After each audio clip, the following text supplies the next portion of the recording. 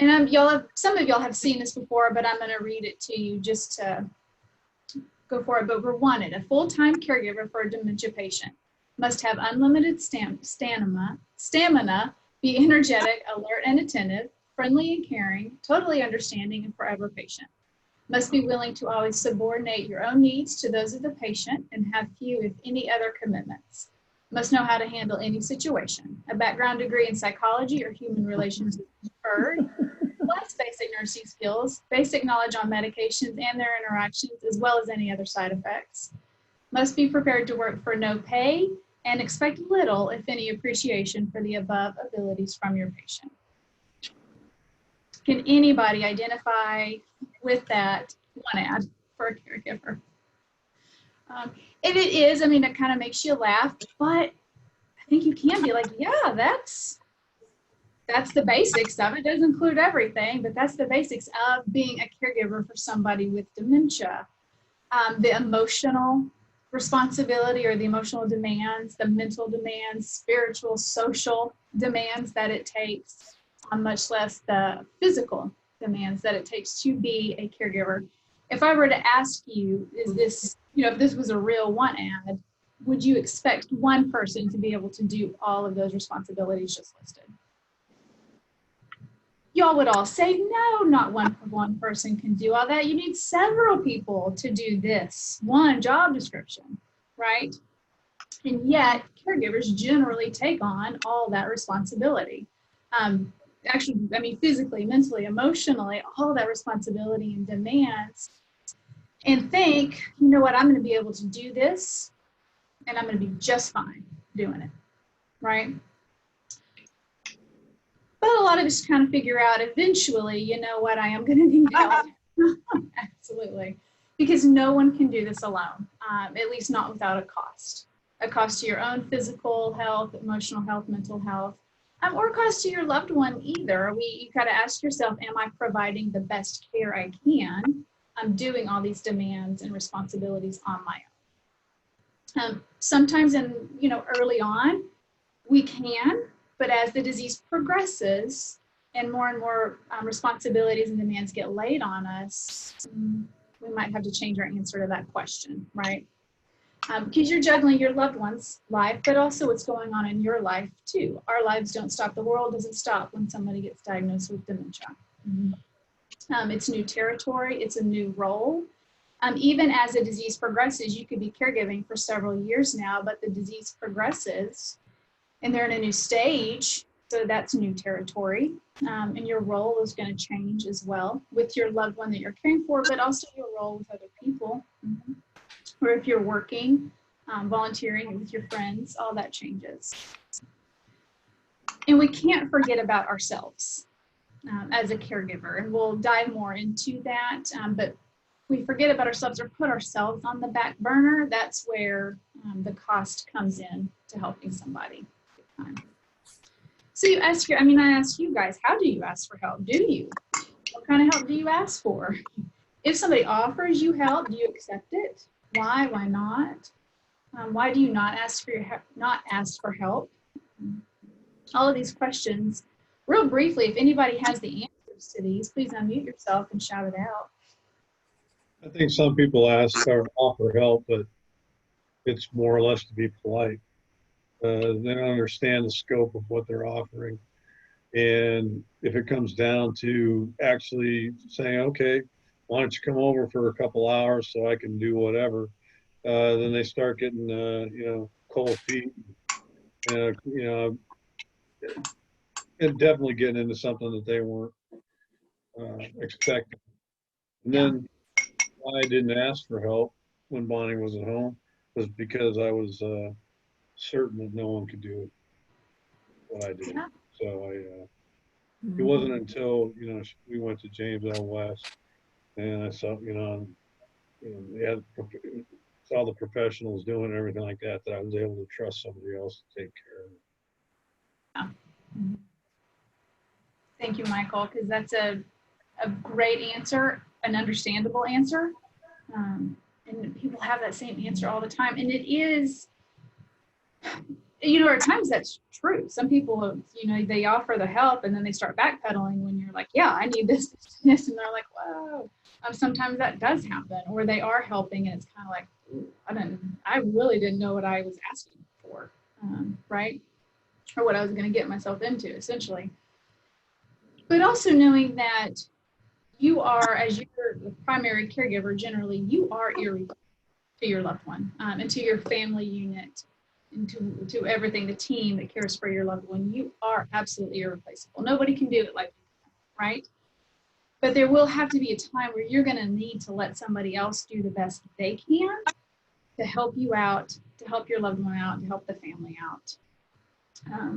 So you can get respite or go do what you need to do or get the rest that you need, and let them do something the best they can, because we are doing the best we can as well, right? But also knowing that I'm not being replaced, or that I'm failing at a particular role or a particular job or responsibility. I just need to let somebody else to come in and do the best they can moving forward. So I'm kind of touching a little bit on, Michael, what you said. Do people really want to help? They ask to be nice, to be polite. It's kind of the thing to say, right? Let me know if you need help, or how can I help you? Most of the time, not all the time, but most, say 95% of the time, people really do want to help. They just don't know how. And so they say, hey, just let me know how I can help. They mean it generally.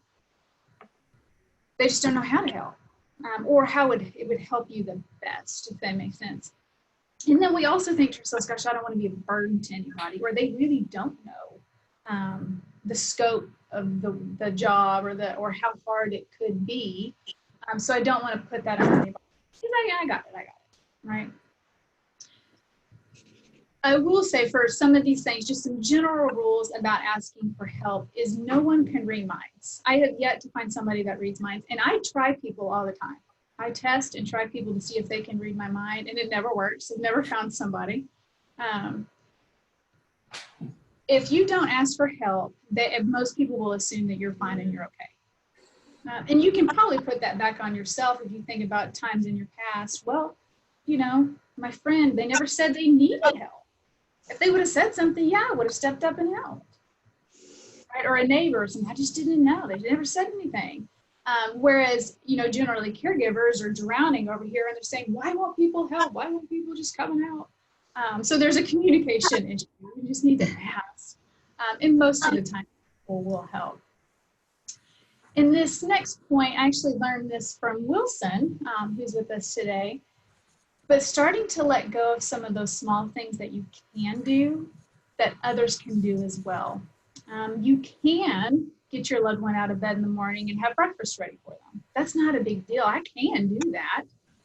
But you know what? Somebody else can do that too. And that frees me up to either get some rest or go get something else done. I can go for a walk with my loved one, but so can someone else. Just because you're like, well, you could do that, but I can do it just fine. Starting to let go of some of those things that other people can do just as well as you can to free you up for that. Let's skip ahead. The earlier that we accept help or get help, even if you can manage everything right now, I can generally do most everything, the easier it's going to be for you and for your loved one to receive help later down the road when it really is needed. The more your loved one is used to having other people in their care or coming into their home or whatever it is, it's going to be easier for them as their disease progresses to continue to receive that help. And it's going to be the same for you too. It's going to be less difficult for you to give up or, let go of some of those small things. You've already been doing it. You're used to the help and you actually appreciate and welcome the help. So the earlier we start doing it, the better it is for everybody. And another great just kind of a general rule of thumb is to keep your care team informed and involved in what your loved one's condition is as it changes, or just what you are managing daily or maybe even weekly, depending on the person you're talking to, so they have a better understanding of what it is to care for your loved one, what all the responsibilities are, even sharing your emotions and feelings with them. It's going to help them be better informed of how they can help when they're actually helping. So I say the caregiving team, and just taking a minute to think about your role as a caregiver. Just looking at it from a different perspective, because you have you and your loved one at the top, but you're the head honcho, the boss, the one that makes the decisions, can hire people, fire people, you name it, but you're up here. You take this with, the Google corporation. They got the person up here that's in charge and owns it, but he's not the only one doing, or he's not the one doing absolutely everything. He's got tons of people that help him. He's actually hired people that are better at him at certain things to help him succeed, or her. I don't know who runs Google. It's the same for you. Your caregiving team. You're up here, and I got to think about who can I put on my team that helps me and my loved one be successful. People that are better at certain things than I am to help us be successful. It doesn't make me any less at what I do or irreplaceable at all. It helps me and my loved one be successful. So you got to think about, who can help with the operations part of it. Do I need somebody to help with transportation? Maybe go to appointments with my loved one and take some notes. Who can come in and help make the home safe, like add some grab bars or just general house cleaning, time to time. Your doctors, your paid caregivers that might come in, pharmacists, they need to be part of your care team. A neighbor that can help with groceries or help cook meals and bring those over. They're part of your care team. You might have your go-to person or your backup. You have that person. You might have somebody that helps with financial and legal issues. Maybe they help pay for some of this stuff. Might be a sibling that lives in a different state, and that's how they can help, but they're part of the team. Some people that know the healthcare system and can help you navigate this maze of what healthcare is, right? Maybe you do have somebody come in, whether you pay them or it's a niece or somebody that comes in and helps your mom with showers every once in a while. And then I put in there a support group, a trusted friend to talk to, because you're going to need that emotional support too as we go through this. So we're looking at it. This is my team. Knowing that I am the primary, but I've got to have these people, this team and support to help us all be successful. And I think looking at it that way helps us accept help and get help a little bit easier. So you do want to take inventory of who can help you, right? Who in your life can help you, and what are your resources? So do you have siblings, a spouse, other family members? What friends can help? Maybe you have friends that have walked this journey before and can help you with some education or some things to expect, maybe. Neighbors, community organizations you're a part of, groups you're already part of, a church group, a volunteer group that you can call on, a book club group that you can call on to say, hey, I need some meals this week. Have people sign up. Paid caregivers, respite services, we'll get into that in a minute. But then I will ask you, if you haven't already figured this out or thought about it, if the irreplaceable, which is you're the irreplaceable, if you're ever gone for whatever reason, you're in the hospital or you're gone, who would take over? Who would take over your loved one's care? And if you haven't identified that, that's a good question to start asking. Or if you have several identified, that's even better. All right, just take this inventory.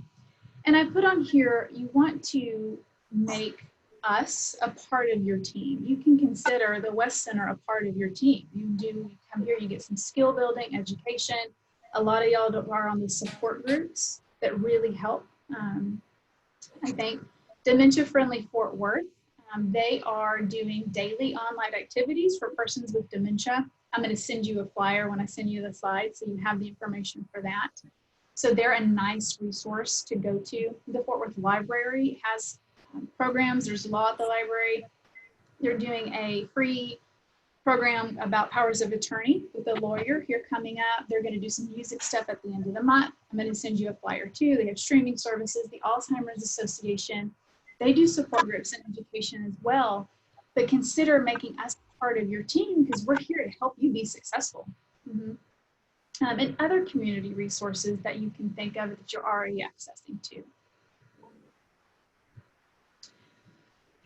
I want you to make a list, and on the list, you're going to have two columns. You're going to have on one column the people that I trust list. These are the people that I can count on and I can trust to help out with the care. And I've listed people here, okay? And then on the other side, you're going to list things that they can do. You got your people and you got your things that can be done. And it can be anything. You absolutely want to put on there to spend time with my loved one so I can either go take a nap, or I can go to the grocery store, or I can just take a break for a while. But I have a trusted person there, whether it's for 1 hour, 30 minutes, or they can take them out for lunch. They can take your loved one away, depending on where your loved one's at. Need somebody to mow the lawn, pick up some groceries, do basics at the grocery store when they're already going. I said, to go to doctor's appointments or go with you and take notes at doctor's appointments. They're hearing with different ears, right? Picking up the present for your upcoming birthday or anything like that. Helping research places for like an overnight respite, or what are those community resources I can be taken advantage of. Maybe you can get hooked up with the VA. How does that work? And somebody can help you research that, because that's a full-time job, just figuring some of that stuff out, insurance paperwork, you name it. Or help even brainstorm activities that you can do with your loved one. Mm-hmm.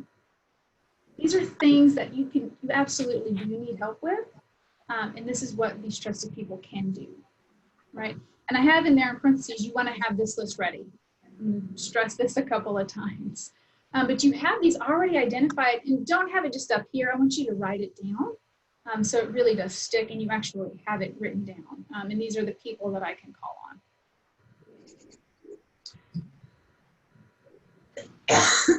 Judy, are you asking a question? Because if you are, you're on mute. Okay. Okay, so how to ask for help. There are better ways to ask for help. They're going to get you some yeses and nos. And it's have your list ready. You want to have that list ready.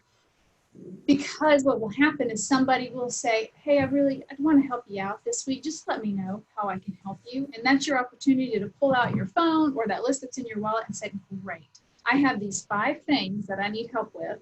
Is there one that you're interested in doing? And that way you've got them. Because generally, if you don't have it written down and you're caught off guard, you're like, yeah, let me get back to you. Or I'm okay, I'm fine, because nothing came to you. And we don't want to turn away that offered help. And consider interest. You don't want to ask somebody that hates to drive or doesn't drive very often to go run a bunch of errands for you, because they're going to say no, or they're only going to do it once and really not help you out anymore. So consider their interest. Or if it's somebody that hates doing research, you don't want to ask them to do research on community resources. Right? What are their interests? Somebody that loves to cook, ask them to help. Can you just make a few meals that I can freeze and just pull out throughout the week? That would be a huge help. It's something they enjoy, and they would absolutely do that. You also want to consider, especially if it's a family member as opposed to a friend, consider the relationship that family member had with your loved one. There might be some emotional issues involved, or roles that you might not be aware of, or that you did not experience, that can influence what they want to do or even their willingness to help. Some people didn't have that great of a relationship with your loved one. And maybe you didn't have a great relationship with your loved one, but you're caring for them anyway. And that will influence how much time. Maybe they don't want to spend alone time with them, but they can do other stuff to help. And if you're aware of that or kind of navigate that, you want to consider that in the ask too. Don't ask the same person repeatedly. You do have your kind of go-to person, but rotate people through, and even rotate tasks. If they have several interests, say, rotate those tasks just to keep it fresh, if you will. And timing. Timing is important. What do they have going on in their life? Is there, did they just have a new grandchild? Right? It could be some really close friends from church and they just had a new grandchild, and so it's their first, and they want to spend a lot of time with that little baby while they're in town. So maybe right now is not the best time to ask them for a lot of time to help you out. In a couple of weeks I can, but maybe not right now. Or maybe they just had a death in the family and they're going through a hard time. So Maybe I might ask, and I either put it off or I ask something different of them that will accommodate where they're at in life. And let them choose. If you have the list, say, please choose which one would you like to do, and they get to choose and they have ownership of it. Or even saying, you know what, I have these 2 to 3 things that I need done this week. Do you know of anybody that can help me with that? And either they'll identify somebody or they'll just go ahead and volunteer for it. It's a good way to ask. And be prepared for a hesitation, or they might start backpedaling on something. A hesitation is not a no. It's also not a personal rejection. Okay, a lot of it might have to do with timing, or it's a not right now, or is there something else I can do, or they're going through something that you're not aware of. So it's okay. It's just it's even a, hey, you know what? I forgot. I don't need your help this week, but maybe I'll try you in a couple of weeks. Yeah. And kind of get them off the hook. And generally that's fine. And I think one of the most important things to do is to make your request strong. And this is being specific in what you need help with and being assertive about it. You know, I could ask, you know, my brother, you know, hey bro, I need help with mom this weekend. I told dad I was going to do this, but I forgot I had some deadlines at work I really need to get done. Could you come over on Saturday between 2 and 4 and just stay there with mom? I just need those 2 hours so I can finish this deadline for work, and then I'll be back at 4 and you can head out. I told you why, I told you what you need, and it seemed pretty okay. That's all right. She needs that. Or I could say, hey, brother, I know you're real busy and you got your family. I know you're busy. You got work and all this stuff.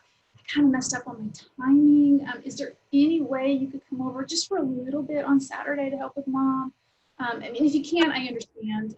But if you could, that would be great. I understand, though.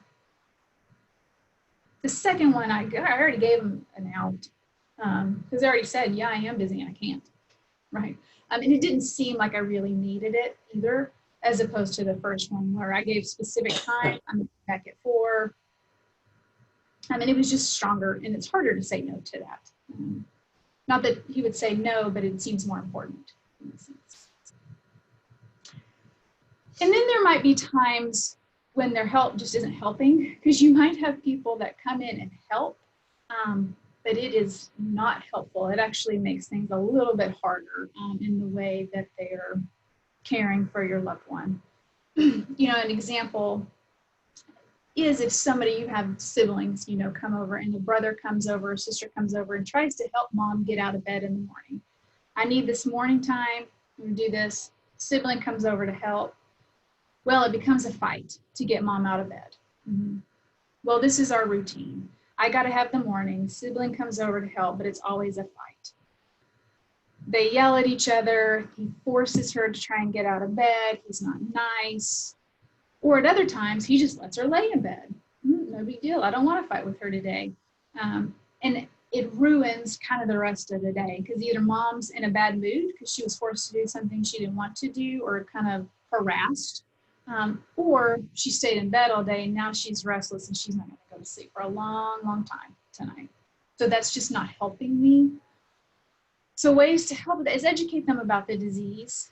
And if you're keeping them informed of the loved one's condition or any changes that they may have, but also keeping them informed of techniques and strategies that help you help your loved one.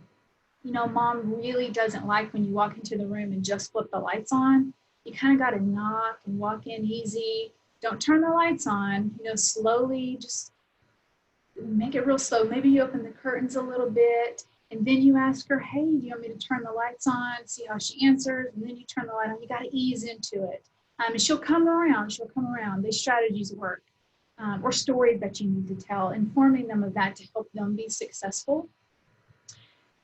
And if that's not working, it might be that you have a respectful conversation with them and use I statements. You know, I know it is hard to get mom out of the bed in the morning.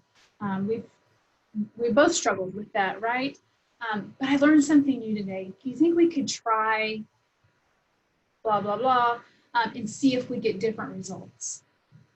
You're not blaming them. You're not accusing them of anything. You're not nagging them or saying, you always do this. When you do this, it just ruins the day. It makes everything you're doing this. Because people aren't going to respond well to that. I wouldn't respond well to that either. Yeah. And if there's still not, or if they just won't help, whether it's they're not doing what's requested, and they're just doing what they're always going to do anyway, or it could be the opposite. If you are trying to get somebody to help that you probably think should be helping, but they just won't, despite your best efforts. At that time, it becomes apparent you're just not going to elicit any help from them, or they're not going to change. We don't want to expend too much of our emotional energy on their decisions and their behaviors, because we're not going to change them or force them to do anything. So I just got to change my perspective of it and take that emotional energy and put it into something more productive. Hopefully you're putting that emotional energy into caring for yourself at that point. I hope it doesn't come to that, but sometimes it does, quite frankly. We're dealing with people, right? There's that. I'm going to stop my screen share. And what questions or concerns or even suggestions do you guys have on getting help? Judy's waving her hand, I think. But I need you to unmute yourself, Judy.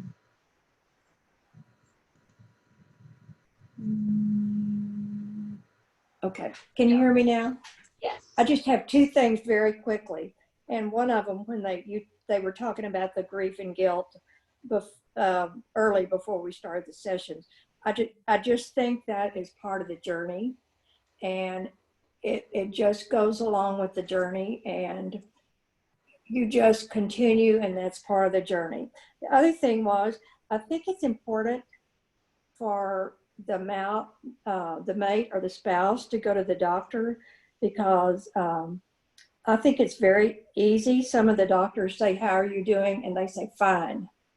And, you know, I think they need to know issues when they happen and come up and what they can do. And they come, because they all say, fine.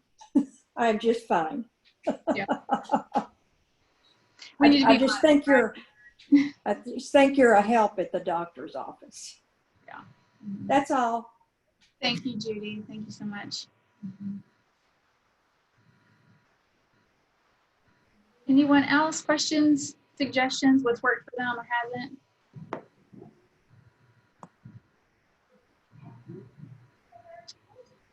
Well, okay. I will email you the slides along with those additional resources. And tomorrow we do have a support group. Yes, at 1 o'clock. Holly facilitates that. So if you haven't joined a support group, please join it. It's part of your care team part here, but it's so, the way Holly runs a support group is just phenomenal. And if y'all missed it beforehand, Wilson and Michael shared some stuff from a support group earlier that they were dealing with. So it's, I don't have the words to describe how helpful it is. And then that we will see y'all next time. All right. Thank y'all for joining today. Thank you, Jamie, Holly. Thank you, guys. Thank you. Bye. Bye. I'm still looking for that more button. We'll see you in San Francisco.